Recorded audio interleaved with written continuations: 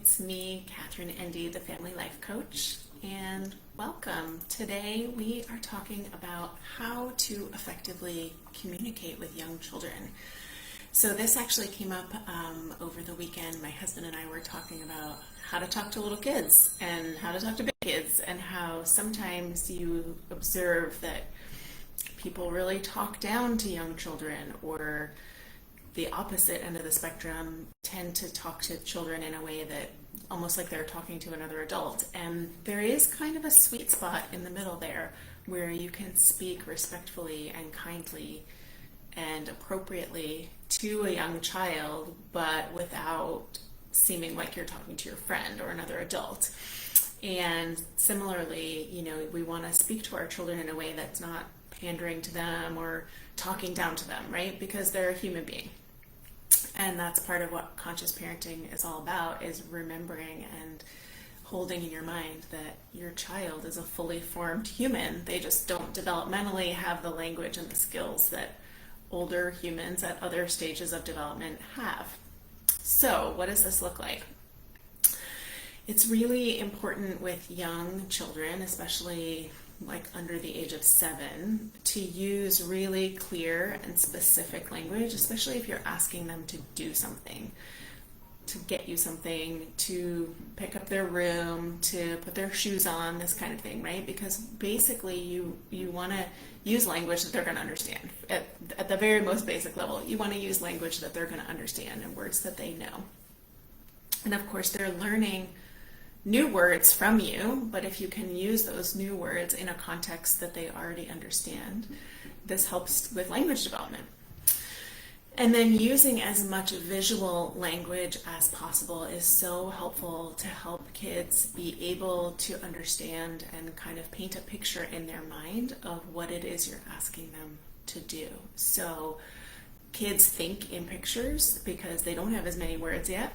And so when you can use descriptive language with a lot of adjectives, that really helps them to be able to imagine the outcome that you're looking for. So for example, if you want them to go put their shoes on, instead of go put your shoes on, you could say, go to the hall and bring me your blue shoes.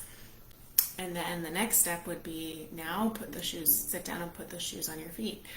And this, children, of course, as they get older, they're able to handle multi-step directions, but when they're really little, you want to start with just one thing at a time. Don't overload them with 3 or 4 step directions, because they won't be able to do it and they'll just get distracted and go do something else. So we want to set them up for success, right? If you want kids to, so many parents say they want their kids to listen.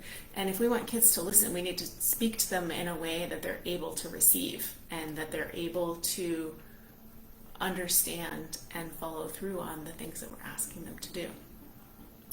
So another example would be, go get your purple backpack and bring it to me.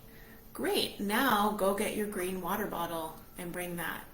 Now show me how you can put the water bottle in the backpack. Like, this is a way that you can give really specifically broken down instructions to your child so that they're more likely to do what you're asking them to do. And you can give, as much detail as needed. Can you find the green water bottle? It's next to the lunch boxes in the pantry. So you're painting a picture for them.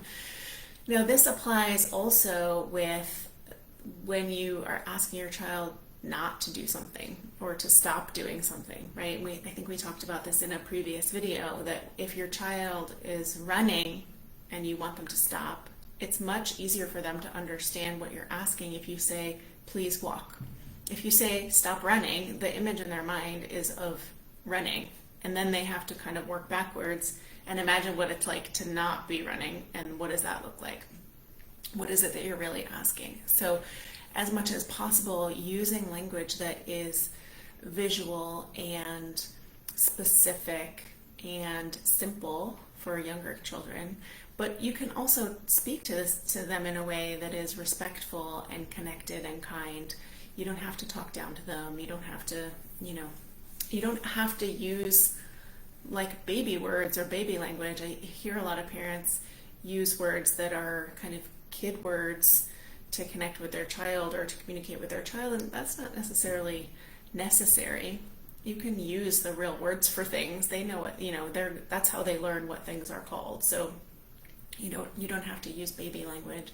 And in fact, some parents use those words with their kids, but then as the kids get older and they continue to use those words, then it's like, why are you talking like a baby? Well, that's how you taught me to say that. So being as visual and specific as possible, painting a picture in their mind for them of what it is you want them to do as opposed to what you don't want them to do, and just providing as much detail and support as you can, because that helps them to be successful. And that's the goal, right? It's like, it's not fair to a child to give them a vague request and then expect them to be able to follow through on that if they don't really understand what you're saying.